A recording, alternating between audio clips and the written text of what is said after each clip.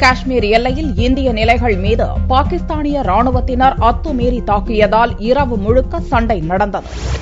ஜம்மு காஷ்மீர் மாநிலம் பூஞ்ச் மாவட்ட சௌஜியான் செக்டாரில் அமைந்துள்ள இந்திய நிலைகள் மீது பாகிஸ்தானிய ராணுவத்தினர் ஞாயிறன்று இரவு 11 மணியளவில் திடீர் தாக்குதலை துவக்கினர். சிறிய ரக குண்டுகளை வீசியும் இயந்திர துப்பாக்கிகளால் சுட்டும் தாக்குதலில் ஈடுபட்ட பாகிஸ்தானிய ராணுவத்தினருக்கு இந்திய ராணுவத்தினர் தக்க பதிலடி கொடுத்தனர். இருதரப்புக்கும் இரவு முழுக்க விட்டு கடும் துப்பாக்கிச் சண்டை நீடித்தது. அதிகாலை ஓரளவு அமைதி நிலவிய நிலையில் திங்களன்று காலையிலும் பாகிஸ்தானிய ராணுவத்தினர் சௌஜியான் செக்டார் உள்ள இந்திய நிலைகள் மீது அடுத்தடுத்து தாக்குதலை துவக்கினர்.